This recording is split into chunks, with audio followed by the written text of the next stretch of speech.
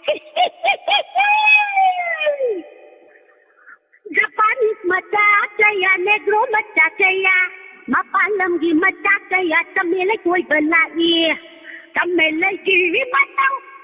bada tamele gi machu bada tamele ke rati le ke katan tau ge puk sam sami ngau ngau wi tari thet ni tamele na hai thet no baduna nung na chiba makoy matim banduda tamele gi tangau rabi khutana tamele gi tangau rabi khutana pa men bra Japan matlado na laure tamele wong sao kwat tamele Tokyo sao kwat tamele I like you tamele I love you tamele I kiss you tamele nangi tamele gi mamanga puna makata take my check my tamele take my check my tamele lay ni bi lai da dona dadi au ba tamele gi kon khong ma pa yau rak pa da ni bi lai da dona dadi au ba tamele gi kon khong ma pa yau rak pa da matanta mutachi matanta letachi matanta mutachi matanta letachi yadra bagani lepra bamido yadra bamido tamele na haike no bladuna tamele gi tangu rabi kutana tamele gi tangu rabi kutana tamele gi tangu rabi amitraduna tamele gi tangu rabi amitraduna launa yadra bamido lantin bada makoy mayamno tamele ai gi tamele gi mamanga puna makata ni tham tha gi picnic set pa tamele tuyawi akhang mayamarata tamele yak jari oi khie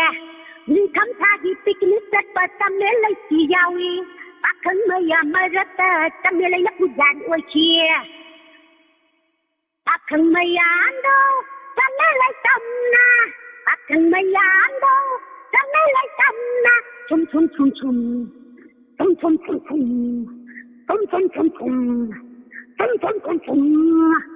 tamele gi mana nana ba hona bada akoy mayando kana ba hauraki akoy mayando kana ba hauraki tamele bu om timba de mayana tamele bu om timba de mayana tamele napi matak hayna kwa tamele nang bu yaw di bro tamele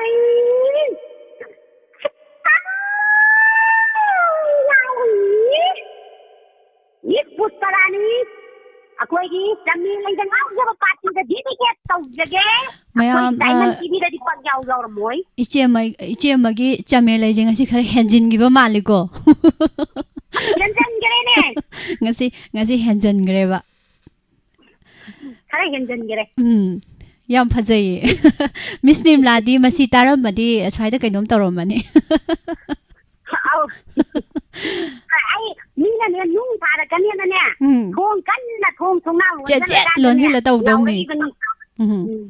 natadi yongkok pai thangkok pai bo yaw yokok pai ba yaw chenjelak turmi karom dan huran ba jangi ai don ai tamele yoli boy ning dona ba laila di mu ai pi ba ngamwe nai london jarin ko parani as fajare yam fajare yam fajare ye kan tawre yam nungai jare la tla video mayam da tu dike tawjage matam ju chenjelak panna makka taba man dan nang bar yeng biro ai ti kaja ge mis parani thagajari che matilo tama yam nung sin na chin na thagajari hoi goro gare okhara ge hek thambiramme aying ba mamuk lakpri yenge mathangda thagajari hema nongmai kapam mai tari bani haisin nini wai khom thoibi ke semba khundrak pam comment pathopiro haibire singkhai taraw nok cheri she sana chanthoi thong lon silaga isei che hai khibani thaina su adum kha tawi oja basanta sana sam taram nok cheri Bameshwar Yumnam ngasigi Diamond TV program CD Chamel laina naire hai chum me ai jo haininge do maina thagachari nungsi panthung IDC bodi wow hai sini Imarani bula Akbar thagachari Ima Susila Okram Sister Kim Khuman kuire udaba sister je Sanatom Bishana Sam Taram Nocheri Madam Ibung Gobin Maibom Sir Taram Nocheri Chanthoi Bem Dolibi Nusibi Angom Guire I now say Ukitaba Nungaijeri Naubo Tagacheri Joya Tagacheri Facebook page the Singer asing ballayre film gi say later than layramine why ge mukta haibire call me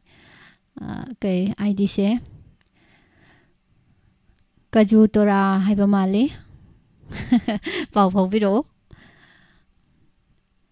Deepak Thoksom thakachari Kiran Yendrembam phazan nayire jena ko Sibananda Khaidem thagachari Gandhi Ingudam Mayam Nungaina Bana Hak Tauri Bai Doni Haja Hajabai Sagi Leja Talent Isai Hirasu Haitrazu Mayamgi Penaba Thorom Sibu Mapung Pahan Bina Bagidamakta Mayam Call Tobiba Lepi Bayade Try Tobiu Isai Sakpa Haiten Laitopiganu Isai Sakpagi Sakto Kibagi Nungaiba Awaba Sakana Kangni Mayam Susaru Yabiu Call Fangde Hapsu Yam Yawe do Soidana Fangni Hotnabati Lepiganuko Nasig Arweba call Lokachage. Hello. Hello, good evening, miss. Good evening. I to Konang Kong Dagi Kaisan Molatane, miss. Taram Nokcheri Imana Arweba caller Soire. Samile Setat Kari Sai. Samele Bunam Tabangam Gadoba Imagi Shaikari Pubirakpage. I get pieces or he say a massacre. Churambanong Hangre Duroima. Hoi, how be all today? Nung si wai tung kundolai ling lagi nang bu amam tau ikusina nung si wai tung kundolai ling lagi nang bu amam tau ikusina tam lagi pamu makada nung sila man oina mangdara pa manglando mangpau na ba sita nung siwai tu kundolai Ipam lam dam nung chi ba nung chi mi tamurani ai gi ta nung chi bi sing kap na kai na rani milu tira hi hau na na pale mi na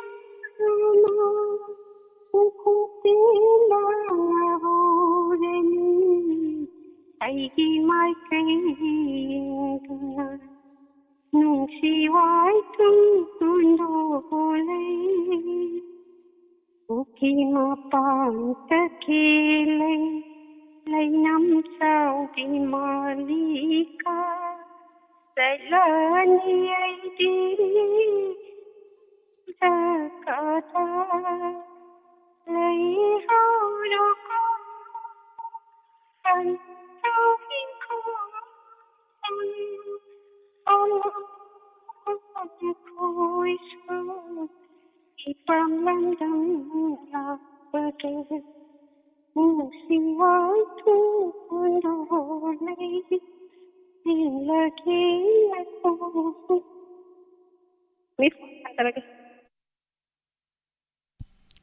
Ima se call se isai je sakpa loi ba thamjarage haraga thamgre thagachari phajaba isai ma imana sukhudol tambiramba asigi aroiba caller soijare imana makha tarakpa caller lakhochararoi thagachari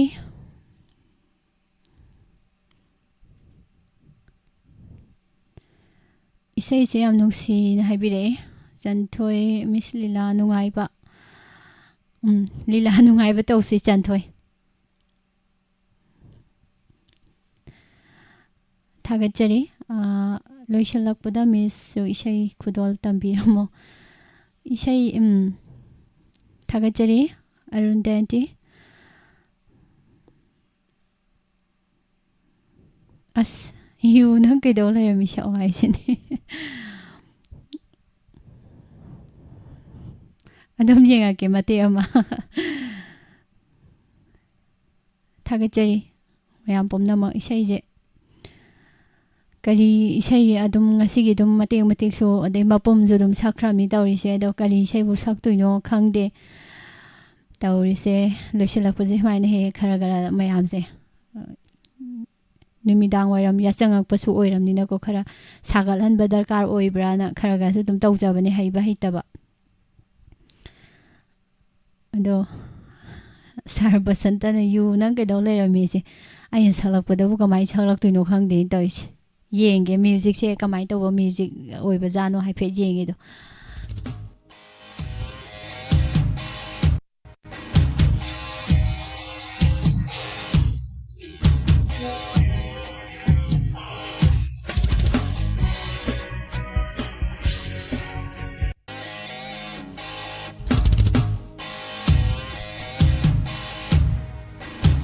yu nang kai daw lairami for you yu nang kai daw lairami for you lairabani na thaabani na ngauri lairabani na thaabani na ngauri ngaurabani na khari no loina thoningakle yu nang kai daw lairami for you yu nang kai daw lairami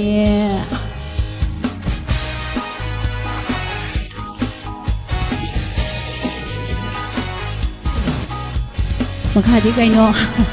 ye tholakpa mayek su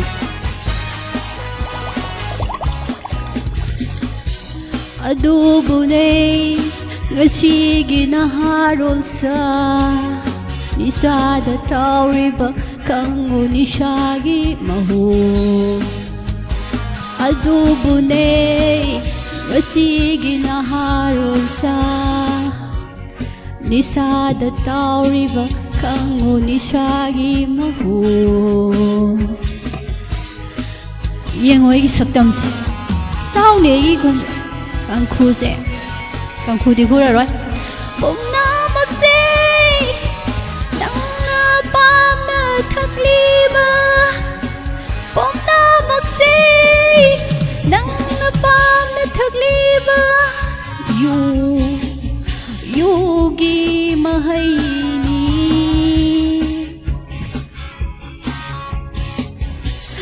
चाहिए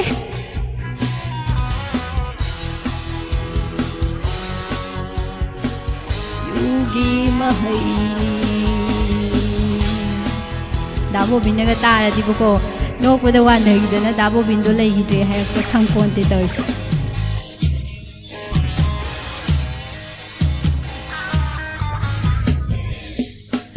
ए सिदला नंगनिने सिदा लाउने करिगिनो नंगना युबोदु खोइलान थलुरिबदे हा करिगे शांति हाइबदि काइना मैसाक्तगी हाय तिंखांगामा युरबदि तिंखांगामाना हल्लुदना हाइदि नुजा अमा काइनाबगी मैसाक्ता नुजा अमना महुत सिल्लोदना हा करि पामद्रे हाइबेगे ता Macho loisilasi mꯌꯥꯝ ꯁ꯭ꯋꯥꯏꯗ ꯅꯠꯇ꯭ꯔꯗꯤ ꯒ꯭ꯌꯥꯟ ꯃꯦꯟ ꯑꯃ ꯇꯥꯔꯛꯑꯔꯣꯏ ꯁꯨꯝ ꯉꯥꯛꯇꯪ ꯁꯨꯝ ꯂꯣꯏꯁꯤꯜꯂꯛꯄꯁꯤꯗꯀꯣ ꯅꯣꯛꯃꯤꯟꯅꯁꯦꯅ ꯇꯧꯕꯅꯦ ꯏꯁꯩꯁꯦ ꯑꯁꯦꯡꯕꯩ ꯍꯩꯇꯕꯅꯤ ꯑꯩꯈꯣꯏ ꯁꯥꯔ ꯕꯁꯟꯇꯅ ꯈꯪꯍꯥꯏ ꯍꯥꯏꯖꯤꯜꯂꯛꯄꯁꯤꯗꯅꯦ ꯌꯦꯡꯉꯁꯦꯅ ꯇꯧꯕꯅꯤꯗ ꯐꯖꯩ ꯌꯨ ꯅꯪ ꯀꯩꯗꯧ ꯂꯩꯔꯝꯃꯦ ꯂꯣꯏꯁꯤꯟꯖꯒꯦ ꯃꯌꯥꯝ ꯉꯁꯤꯒꯤꯗꯤ ꯏꯁꯩ ꯁꯛꯅꯁꯤ ꯊꯧꯔꯝ ꯀꯣꯂꯔ ꯃꯌꯥꯝꯅ ꯉꯁꯤꯒꯤ ꯊꯧꯔꯝꯁꯤꯕꯨ ꯃꯄꯨꯡ ꯐꯥꯍꯟꯕꯤꯈꯤꯕ ꯌꯥꯝ ꯅꯨꯡꯉꯥꯏꯖꯩ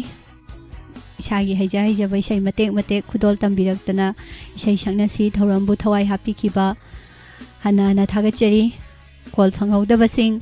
ꯃꯊꯪꯗ ꯁꯣꯏꯗꯅ ꯇ꯭ꯔꯥꯏ ꯇꯧꯕꯤꯔꯛꯎ ꯀꯔꯣꯝꯗꯩꯅꯣ ꯏꯆꯦ ꯅꯟꯗꯤꯅꯤꯁꯦ ꯂꯤꯁꯜꯂꯒ ꯄꯩꯁꯥꯒ ꯊꯥꯖꯤꯜꯂꯝꯃꯤꯁꯤꯕꯣ ꯑꯩ ꯎꯍꯧꯗꯕꯩ ꯐꯝꯅꯤꯀꯣ ꯁ꯭ꯇꯦꯖꯇꯒ ꯑꯣꯏꯔꯒ ꯄꯩꯁꯥꯒ ꯊꯥꯔꯝꯃꯗꯤꯕꯀꯣ ꯏꯁꯩꯒ ꯁꯛꯐꯝ ꯈꯪꯉꯣꯏꯗꯣꯏꯖꯥꯠꯅꯤ ꯉꯁꯥꯏ ꯂꯤꯁꯤꯡꯗ ꯆꯥꯏꯁꯜꯂꯛꯄꯅꯤꯅꯕ ꯑꯗꯣ ꯁꯤꯗꯗꯤ ꯈꯨꯝꯖꯤꯜꯂꯒ ꯁꯛꯏꯉꯩꯗ ꯊꯥꯔꯛꯄꯅꯤꯅ ꯀꯔꯤꯝ ꯇꯧꯍꯧꯗ꯭ꯔꯦ ꯊꯥꯒꯠꯆꯔꯤ ꯍꯟꯅ ꯍꯟꯅ ꯏꯆꯦ ꯅꯟꯗꯤꯅꯤ ꯂꯨꯝꯃꯒ ꯍꯦꯛꯇ ꯀꯥꯞꯁꯤꯜꯂꯛꯏ ꯊꯦꯡꯛ ꯌꯨ ꯍꯟꯅ ꯍꯟꯅ ꯊꯥꯒꯠꯆꯔꯤ